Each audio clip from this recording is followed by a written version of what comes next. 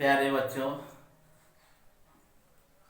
अगले चैप्टर की ओर चलते हैं और वो चैप्टर भूगोल के अंतर्गत है और उस चैप्टर का नाम है मानव संसाधन। मानव संसाधन ये भूगोल का अगला चैप्टर, परीक्षा उपयोगी चैप्टर भी कह सकते हैं हम। तो आइए चलते हैं, इसके संबंध में कुछ महत्वपूर्ण बातों पर चर्चा करते हैं। मानव संसाधन, मानव संसाधन का मतलब यह होता है कि जनसंख्या। जनसंख्या जितनी महत्वपूर्ण है उतनी विकास की गति के लिए ये घातक भी है।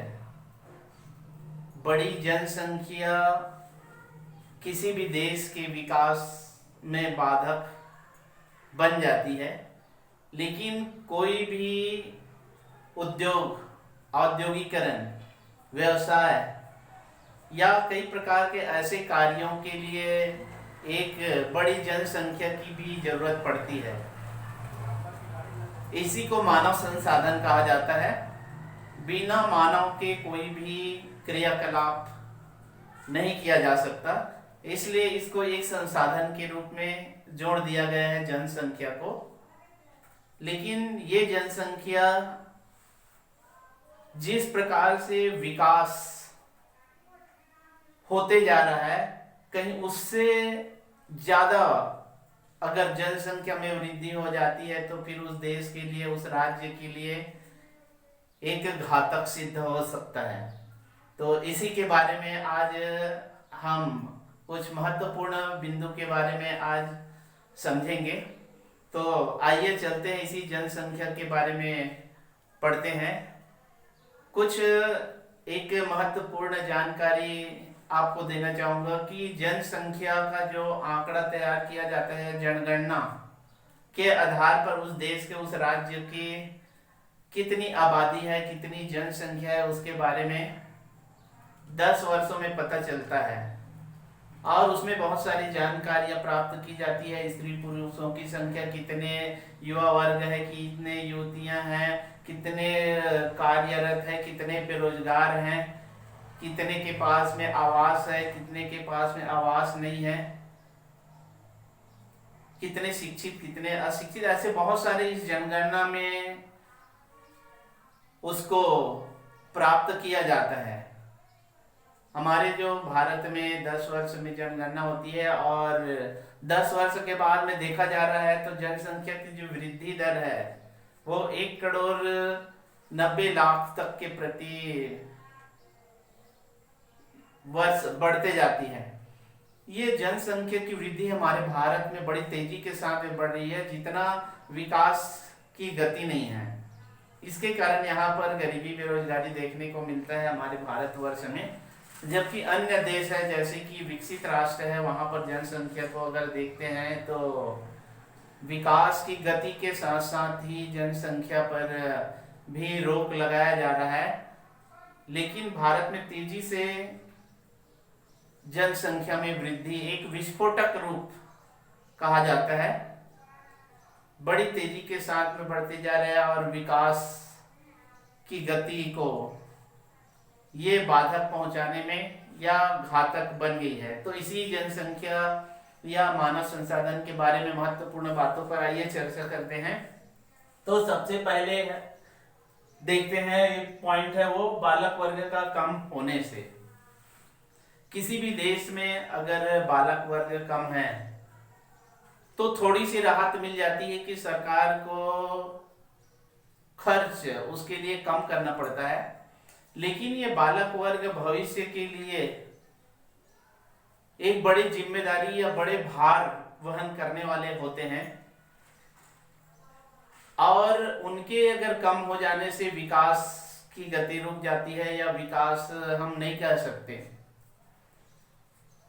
तो बालक वर्ग किसी भी देश में कम होने से उस देश पर विपरीत प्रभाव पड़ जाता है, क्योंकि ये बालक वर्ग आने वाले समय के लिए एक बड़ी जिम्मेदारी निभाने वाले बनते हैं, बड़े कार्य को करने वाले होते हैं। उनके माध्यम से बहुत सारे अच्छे कार्य देश के लिए किए जाते हैं, तो बालक वर्ग कम होने से उस देश पर एक अच्छा प्रभाव नहीं पड़ता।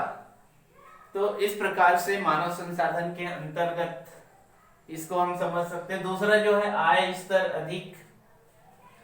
यदि आय का स्तर अधिक है और शिक्षा का स्तर कम है तो इसको भी हम विकास या उस देश का, उस राज्य का विकास हम नहीं कर सकते, क्योंकि कोई भी देश है तो वहां पर शिक्षा की व्यवस्था को भी देखना जरूरी होता है, और उस शिक्षा के माध्यम से ही उसके सोचने समझने की शक्ति, आगे बढ़ने की शक्ति या राजनीतिक पदार्पण, ऐसे बहुत सारे कार्यों में शिक्षा की जरूरत पड़ती है। आय का स्तर बढ़ गया, आय प्राप्त कर लिया, या एक व्यक्ति का गत जो आय है वो बढ़ गया, लेकिन शिक्षा का स्तर कमजोर है उस देश में, तो फिर ये अच्छी बात नहीं कहा जा सकती है। इसलिए किसी भी देश में अगर विकास को मापना है या विकास को मापा जाएगा तो उसमें शिक्षा का स्तर सबसे पहले देखना जरूरी है कि वहां पर कितने प्रतिशत शिक्षा ग्रहण किए या कितने शिक्षित वर्ग के लोग रहते हैं, इसको जानना जरूरी है। उसके बाद में उसके साथ साथ फिर आय का स्तर को आकलन किया जाता है।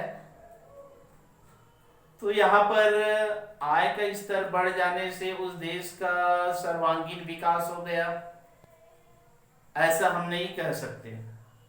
वहां पर शिक्षा प्रणाली या शिक्षित लोगों की संख्या क्या है या उनके शिक्षा के लिए क्या व्यवस्था किया जाए, इस प्रकार को हम विकास कह सकते हैं। तो ये महत्वपूर्ण पॉइंट यहाँ पर लिखा हुआ है। तीसरा जो महत्वपूर्ण पॉइंट है वो है जनगणना के आंकड़े के उपयोग। जनगणना जब, अभी आप लोग को बताया कि जनगणना जब होता है तो वहां पर यही देखा जाता है कि कितने पढ़े लिखे लोग हैं, कितने लोग साक्षर हैं, कितने लोगों को रोजगार मिला है, कितने लोगों को रोजगार नहीं मिला है।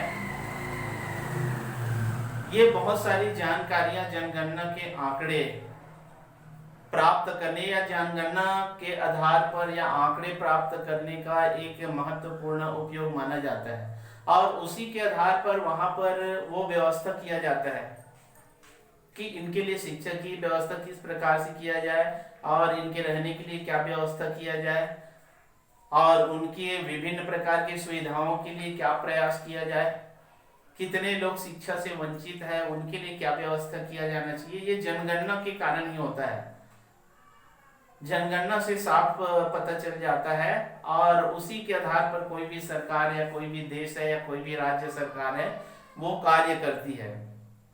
इसीलिए 10 वर्ष में जनगणना करवाया जाता है और उसी के आधार पर फिर विकास की गति निर्धारित होती है। तो जब तक के जनगणना नहीं कराया जाएगा तो उस देश की वास्तविक स्थिति क्या है, वहां के रहने वालों का स्तर क्या है, इसके बारे में कोई पता नहीं चल पाएगा। और 10 वर्ष में कौन किसकी मृत्यु हो गई, कौन जन्म लिए, कितने जो वर्ग के लोग हैं वो 15 वर्ष या एक विद्यालय जाने के लायक बन गए, ये सारी जानकारी जनगणना से ही प्राप्त हो जाता है। इसलिए जनगणना को एक महत्वपूर्ण या बहुत उपयोगी माना गया है किसी भी देश के विकास के लिए या मानव संसाधन के लिए। जनगणना जो है वो एक महत्वपूर्ण कार्य करती है। इसके बाद में आइए चलते हैं, बढ़ती जनसंख्या विकास में बाधक है। वैसे तो देखा जा रहा है कि अभी आपको बताया शुरू में कि जनसंख्या, बढ़ती हुई जनसंख्या सोचा जाए तो एक विकास के लिए घातक है या कोई भी विकास कार्य के लिए बाधक या बाधा उत्पन्न कर सकती है। लेकिन इसके साथ ही साथ ये भी हमको सोचना है कि बड़ी संख्या जनसंख्या की जो प्राप्ति के कारण भी बहुत सारे फायदे भी होते हैं। कई कार्यों में उसको विभक्त कर दिया जाता है, कई कार्यों में उसको बांट दिया जाता है और धीरे धीरे उन कार्यों को करके अपने जीविकोपार्जन करते हैं। लेकिन विकास से या कोई भी उद्योगों की स्थापना से जनसंख्या नहीं बढ़ना चाहिए। जिस अनुपात में विकास या उत्पादन या देश के जो विकास में वृद्धि हो रही है, कहीं उससे ज्यादा कहीं जनसंख्या की तेजी के साथ में विस्फोट रूप ले लेता है, तो वहां पर सबको रोजगार उपलब्ध कराना, सबको अनाज की व्यवस्था या सुविधाओं को उपलब्ध कराना मुश्किल हो जाता है। यही जनसंख्या में एक बाधा उत्पन्न कर देता है। किसी भी देश में कोई भी विकास को बाधा पहुंचाने का मतलब इतनी तेज गति से जनसंख्या का बढ़ना कि उनको पर्याप्त मात्रा में सुविधाएं उपलब्ध नहीं हो पाती, उनके लिए व्यवस्थाएं उपलब्ध कराना मुश्किल हो जाता है। तो ये जनसंख्या की जो वृद्धि का प्रमुख कारण है। इसलिए जनसंख्या की वृद्धि दर को बिल्कुल समान अनुपात में लेकर चलना चाहिए, नियंत्रण में रखना चाहिए जनसंख्या, ताकि सबको पर्याप्त मात्रा में सरकार की सारी सुविधाएं उनको मिलता रहे और विकास की दर भी धीरे धीरे उनके लिए होता रहे। तो हम यही कह सकते हैं कि बढ़ती जनसंख्या विकास में बाधक तो है, लेकिन इसके अपवाद में अच्छाई भी है, क्योंकि जनसंख्या कोई भी कार्य के लिए जनसंख्या भी बहुत जरूरी है। अगला पॉइंट की ओर चलते हैं, वो है देश या राज्य की शहरी आबादी का बढ़ना। कोई भी देश है या राज्य की आबादी बढ़ना विकास है या नहीं, इसके बारे में समझते हैं। तो एक सामान्य सी बात है कि किसी भी देश के शहरी आबादी का बढ़ना हम उसको विकास नहीं कह सकते, क्योंकि ग्रामीण क्षेत्र से लोगों का पलायन होता है और पलायन होने के कारण वहां पर आबादी बढ़ जाता है और आबादी बढ़ जाने के कारण उस स्थान पर या वह शहरी स्थानों पर भी बाधा पहुंचने लग जाता है। कई प्रकार के असुविधाओं का सामना, गंदगी, चोरी, हत्या, लूट, ये शहरी क्षेत्र में पनपने लग जाते हैं। तो हम इसको विकास नहीं कह सकते। शहरी क्षेत्र में आबादी का बढ़ना विकास नहीं है, बल्कि यही जो ग्रामीण क्षेत्र में रहने वाले लोग हैं, अपने गांव स्तर पर रहकर वो कुछ कार्य करें और उनके लिए सरकार के द्वारा भी व्यवस्था किया जाए और अपने गांव तक के सीमित रहकर वो आगे बढ़े। छोटे छोटे लघु कुटीर उद्योग या कृषि कार्य, ऐसे बहुत सारे कार्य हैं जिसमें वो संलग्न रहकर अपने गांव स्तर पर ही विकास करे, तब उसको हम कह सकते हैं कि हाँ, वास्तव में ये ग्रामीण क्षेत्रों में भी विकास की गति या सुधार की गति ये सरकार के द्वारा ये प्रयास किया जा रहा है। लेकिन हम कदापि शहरी क्षेत्रों पर जो पलायन किया जा रहा है और शहरी क्षेत्र में आबादी बढ़ रहा है, तो उसको विकास नहीं कह सकते। यदि विकास करना है तो पलायन को रोकना है और पलायन को रोककर पलायन करने वाले का कारण पूछना है कि इस गांव को छोड़कर क्यों जा रहे हैं आप। जो सुविधाएं शहरी क्षेत्र में मिल रहा है उस सुविधाओं को प्राप्त करने के लिए ग्रामीण क्षेत्र से शहरी क्षेत्रों में वो जाने को तैयार हो जाते हैं। अगर वही सुविधा गांव में अगर उनको मिल जाए, गांव में रोजगार मिल जाए, गांव में सारी सुविधाएं, अस्पताल, शिक्षा की व्यवस्था, नल जल बिजली, सारी व्यवस्थाएं अगर मिल जाए, पक्की सड़कें मिल जाए, तो शहर की ओर या किसी राज्य की ओर वो पलायन नहीं करेंगे और अपने गांव तक ही सीमित रहकर वो अपना विकास कर सकते हैं, और किसी भी शहर में इस पर दबाव नहीं पड़ेगा। वो शहर भी धीरे धीरे अपने स्तर पर भी वो विकास की श्रेणी में आगे बढ़ता जाएगा।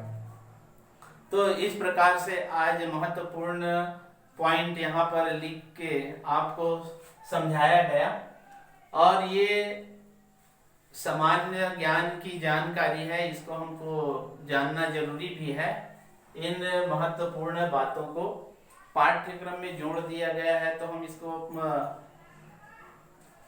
पढ़ के सिर्फ पास नहीं हो जाना, इसके प्रति बिल्कुल सामान्य ज्ञान की जानकारी भी हमको रखना चाहिए कि हमारे जो देश में मानव को संसाधन के रूप में किस प्रकार से उपयोग किया जा रहा है, और उनको जोड़कर विकास की गति को कैसे आगे बढ़ाया जाए। मानव के बिना विकास संभव नहीं है, इसलिए मनुष्य को या मानव को उसमें जोड़ना, चाहे वो श्रमिक के रूप में हो, चाहे वो किसी कर्मचारी के रूप में हो, चाहे प्रबंधक के रूप में हो, किसी न किसी रूप में वो एक विकास के लिए जुड़ा हुआ है। तो आज ये महत्वपूर्ण बातें आपके सामने समझाया गया। अगले इसी मानव संसाधन के बारे में और महत्वपूर्ण बातों पर चर्चा करेंगे। धन्यवाद।